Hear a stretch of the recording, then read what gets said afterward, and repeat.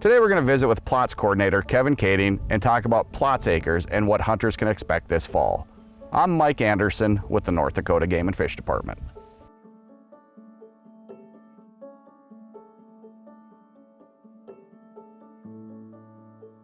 Kevin, hunting seasons have started. Some are right around the corner. What can hunters expect on Plots land this fall?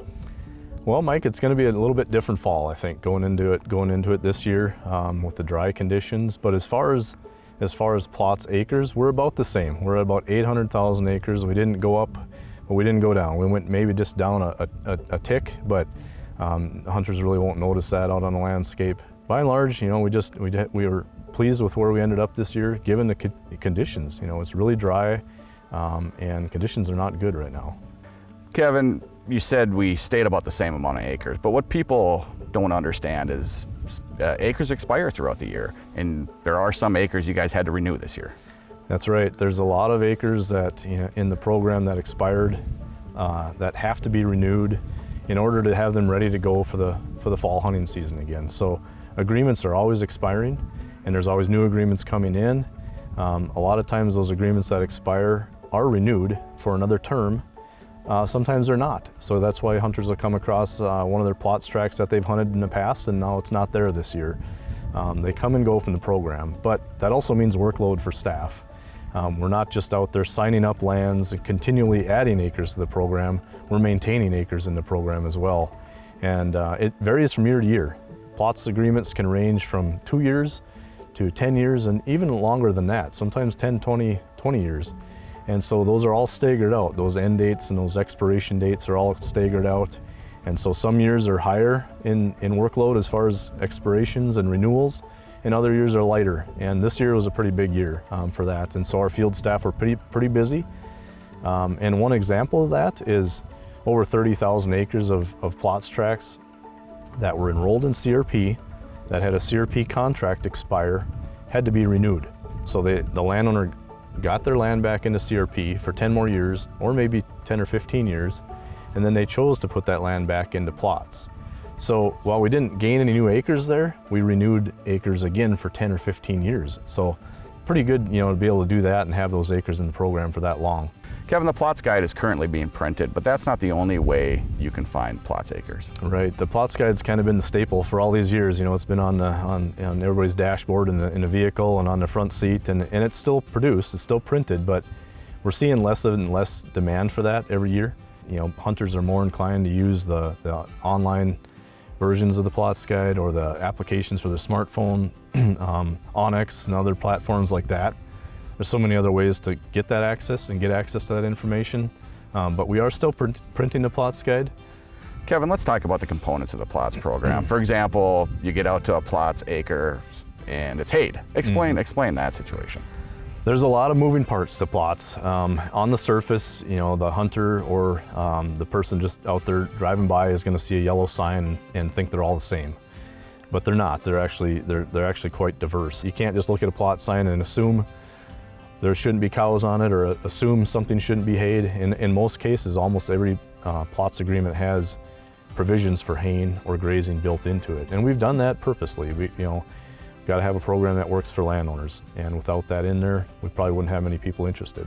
It's a dry year. How does that affect Plots? As a hunter, I would, you know, I don't want to, you know, paint too gloomy of a picture, but, you know, probably have some expectations that you're going to come across some pretty tough habitat conditions this fall. With dryness, you have to be very cautious about fire as well, being on the landscape. Yeah, exactly, and that goes without saying for any year. We just want people to be using common sense out there, but this year especially be a little more aware of that. Driving down section lines, any type of cover, you know, stay off, you know, wherever there's any heavy cover, don't be driving into that stuff. You shouldn't be anyway, but even section lines where there's tall cover in the middle of the road, be careful of that.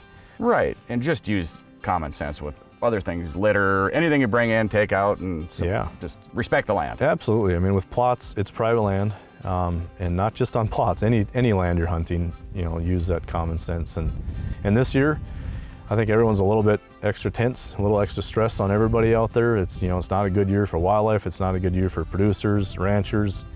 Everyone's struggling this year, and so everyone should just, be a little more sensitive this year to those conditions. Okay, there are certain rules and regulations on plots land as well. There are, and these have been around for quite a long time. But plots is open for walk-in hunting for the purpose of walk-in hunting during any legal hunting season. So any other activity besides walk-in hunting requires landowner permission, and that's been that way for quite some time now. So that means if you want to drive out to set decoys, you would need permission for that. If you want to drive out to pick up a deer, you would need permission. If you wanted to do other things that aren't hunting related, target shooting or horseback riding, any of those types of things, you need landowner permission. It's private land.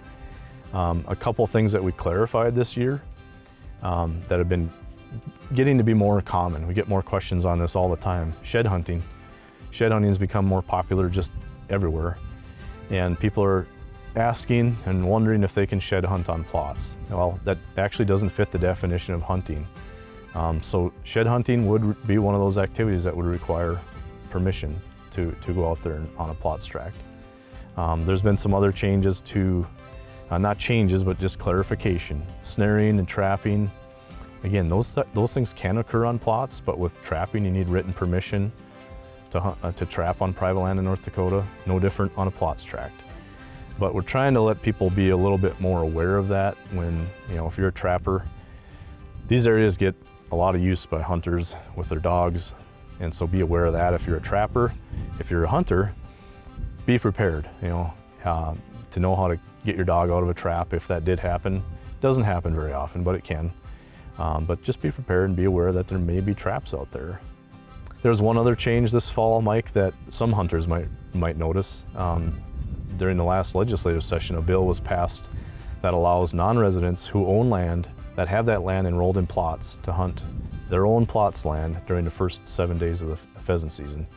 And prior to that, they weren't able to do that. So non-residents still can't hunt plots during the first 7 days, but if they have land that they own and that land is enrolled in plots, that's the exception.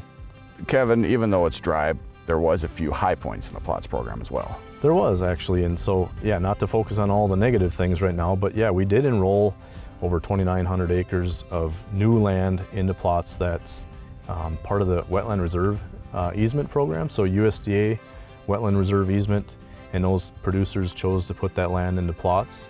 Our field staff worked really hard, but we still had 3,000 acres of new habitat, new grass go on the ground. That's going to be available.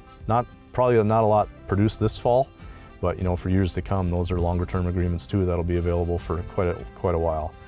And then overall, we just got some neat things going on. Probably wouldn't be noticed by a lot of hunters, but there's some neat things going on up in the Turtle Mountains. Our biologists up in that Devil's Lake region has worked with the producers up there to do some management on their aspen forest. Again, there's some other things going on outside of the plots program, but within our private lands program that might help some wildlife habitat down the road. We've got an Outdoor Heritage Fund grant with the Department of Environmental Quality. We partnered with them and some soil conservation districts in the Red River Valley to put some habitat over in those 7 different counties in the Red River Valley. So part of the state that typically doesn't have a lot of wildlife habitat, and if we can kind of get some little bits and pieces put in over there, it's a start. It's good to have that. So some neat things going on, even though there's a lot of, the drought has kind of been the focus this year, we still did have some nice projects get done. Kevin, so the bottom line is hunters just need to be patient and use common sense this fall when hunting.